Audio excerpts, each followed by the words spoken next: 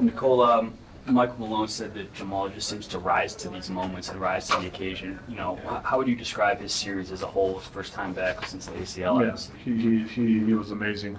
He was energy-wise, leadership, talking to the guys, picking up the guys if they're down, finding the guys. He's gonna have turnovers or mistakes. That's normal, but his energy, his mindset was really, really on a good level. How tough do you think it was for him when he's getting picked up 90 plus feet by Walker? Yes. I mean, it's not just this game; it's every game. So hopefully we help him a little bit with the screens or whatever. But the whole he played 41 minutes, and then he was picking up probably 20 minutes. He was picking up the full court. So. But he's a competitor, I'm not worried about him. He rise to the moment, and he was our best player in the series. Nikola, you're very aggressive today with the jumper, trying to get it going early on. What was the decision-making process leading you to go to the jumper early, and how do you stick with it, even when it wasn't called? I mean, I opened up with a almost shot clock violation on the first play. Then I took open 3. Then I made 3. Then I think Mike gave me the couple seconds left, made the shot. Then we ran an action for me. So it was it was just happened like that. It was not me personally going to shoot or whatever, but it was just happened like that. So. Playoffs are always hard, but the last 2 seasons you've had a lot on your shoulders with Jamal being out. How does this run feel now with having Jamal that can step up, having MPJ that can step up? How does it feel different from those years? I mean, of course, it's helpful. It's Mike struggled the whole game. I think Mike didn't, and then he made a big 3 in the end, and so like stuff like that, I think, bring the confidence to the guy, and just he like Coach advised at the moment, so he's. He showed that he can be there and make a big plays in crunch time. Do you offer him encouragement? What does it mean? Do you encourage him to keep shooting? Do you say something to Michael if he's not going to shoot, nobody else is supposed to shoot. So if he's our best shooter, I think everybody believes in him. Even if it's a bad shot, that we think that it's going in. So I think we all know that he needs to and supposed to shoot. You guys often talk about how this team has no egos. Aaron Gordon's a guy whose box score rarely reflects how much he's contributing to the team. Can you just talk about his defense on KAT this series? I mean, not just Cat, he was blacking on, he was switching on every player. So he's the guy who can defend multiple positions. On KAT.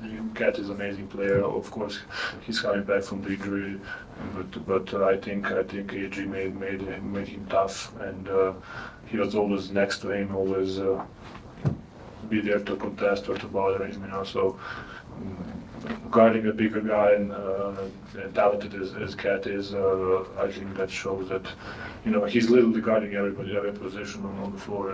Probably he's gonna guard. Who play? KD or Booker or whatever, so he's going to guard the best players now. Nicole, you guys open on Saturday. How valuable will that time be to mentally, physically rest, and obviously get your wrist right? Yeah, I mean, of course, time helps, but we need to be, like you said, a little rest, just to. Okay, we won the first round, and now it's another step, and we need to same focus or even better to the next round. What do you think about playing the Suns? I mean, probably they're the favorites to win the championship. They have an amazing group of guys, well coached. They have Chris Paul, who is probably the best floor manager or general in the game. Booker, KD, I mean, superstars probably. arguably the best players in NBA right now. They have Torquay or Koji, whoever is playing on 2, 3 or 4. I don't know the position. Okay, we know Torquay well. Aiton, who I really admire his game, especially in that situation that you have a couple of guys that. Kind of in front of you, if that makes any sense, and still manage to contribute to the game on both sides of the floor.